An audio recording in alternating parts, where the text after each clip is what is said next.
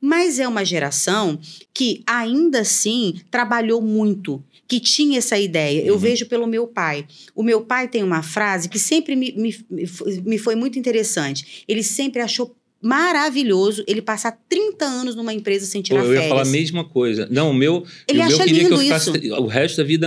Quando eu saí de uma empresa para outra, e era uma grande empresa, ele teve Chocado. cólicas assim, desesperado. Por que você fez isso? Exatamente, porque eles têm uma ideia de que o trabalho dignifica o homem e você tem que viver para trabalhar.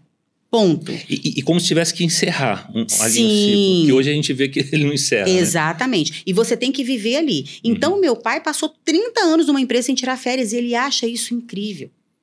Ele achava aquilo muito...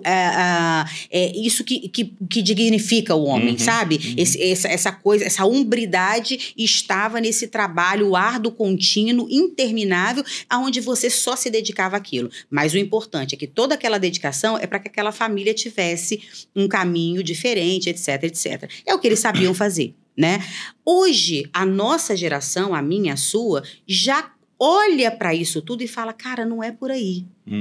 Não precisa ser desse jeito. Você não precisa passar 30 anos numa empresa para você dizer que você é um bom profissional, que você é uma pessoa dedicada, né? A gente começa a entender que a gente precisa de pausa. Sim. Nós precisamos de férias. A importância de criar vínculos que eles não criaram.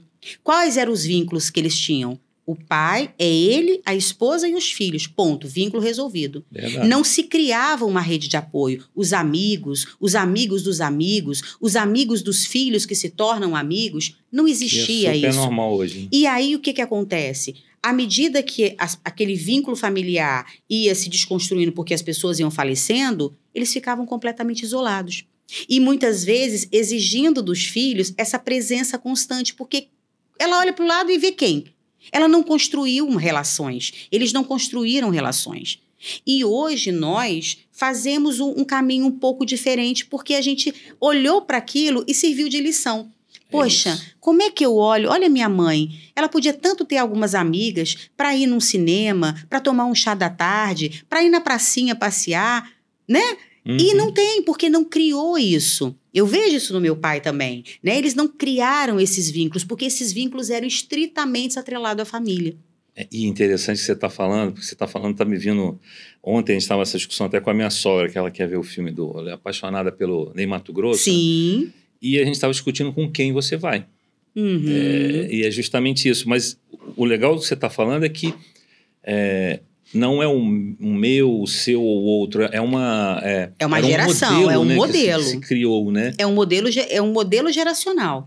E você veja, hoje, se nós extrapolarmos para a geração dos nossos filhos, aí já está tudo diferente. A gente já vai ver que está tudo totalmente diferente, porque os vínculos são vínculos muito mais virtuais do que reais. Eu, de verdade, acredito que lá na frente isso também vai ser um problema. Sim. Né? Porque você cria vínculos, você não tem o interpessoal, né? Eles são muito virtuais e você acaba perdendo muito esse olho no olho que a gente está fazendo aqui. Sim. E a gente sabe que os vínculos são criados a partir da presença. O estado de presença é que faz a gente verdadeiramente criar esses vínculos. Então, eu acho que também é uma geração que lá na frente vai sofrer essa falta de vínculo real. E você sabe que esse vínculo, eu já parei para pensar isso um pouco, e o que você está falando vai ao encontro disso. Você pega a família da minha esposa, até a minha, né? As famílias, né? A gente ia final do ano, passava todo mundo junto. Aí na nossa ainda tinham primos dos dois lados que a gente ainda força, mas um já não vai mais com o outro. E por exemplo, dos meus filhos que já são grandes, tem até uma diferença, né? Como a gente tem netos agora, eu estava conversando isso essa semana. Na minha época eu pegava a minha filha e levava para casa da minha mãe para ela ficar, para a gente sair, para ela... Agora, se a gente não for na casa deles, é difícil. Então, hoje... E a gente vai com o maior prazer também. Mas hoje a gente tem que ir lá na casa deles. Sim. Porque eles se perderam, eles se afastaram mais ainda dessa coisa do almoço de domingo, né? né? Daquelas datas assim... comemorativas. Não é... E esse processo também está acontecendo e eu também acho que eles vão sentir falta. Tanto é que é algo que a gente estimula, porque eu estou assustado o quanto você cria vínculo com... Eu também estou aprendendo, né? Com os meus netos, né? O quanto você vê ser importante para eles, assim, sendo pequenininhos, né? E passar isso para eles, né? A minha nora é muito interessante, ela dá valor, ela agradece, ela vê como isso eu acho, pelo menos, né? Valoroso, né? É valoroso. E é um pouquinho que a gente tem para passar, mas eles estão perdendo também. Sim, eu acho que lá na frente, essa geração vai se ressentir muito. Eu acho que essa geração vai olhar para trás em algum momento e falar, opa, aonde foi que a gente se perdeu? Onde é que foi que a gente desconstruiu esses vínculos de tal maneira que cada um está vivendo o seu mundo isoladamente, sem nenhum afeto? Né? Então, assim, eu vejo essa geração hoje, e isso é muito preocupante, porque é uma geração que não tolera nenhum tipo de frustração. Sim. E eles querem, e você quer ter o afeto sem frustração. Você não quer, você não tolera se frustrar com nada. E a vida não é assim. A vida é muita frustração. A vida você vai sempre encontrar coisas que você não gosta, pessoas que você vai debater, pessoas que você não vai concordar, e tá tudo bem.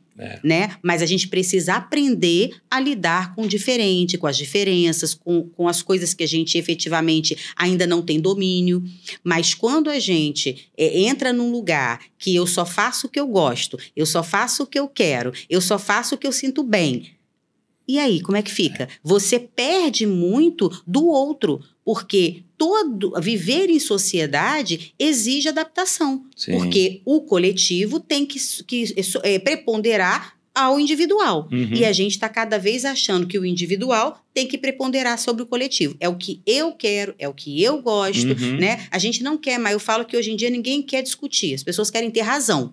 Então, não tem conversa, não tem aqui esse papo que a gente está batendo. Não é debate. Não né? é debate. São só discussões. É discussões, assim, porque a minha verdade é a que importa. Então, isso perde. É esse lugar da frustração, né? Porque eu perder minha verdade mostrar fraqueza. É frustrante, né? Eu quero que você concorde comigo. E tem muito sentido o que você está falando, porque esse afastamento da família, vamos chamar assim, né, dos pais inicialmente, é uma forma de fuga, né? Porque eles são que te conhecem desde pequeno, que vão te fazer você enxergar a sua sombra, vamos dizer assim. Então é mais fácil eu ir para aqueles que estão só para me agradar, né?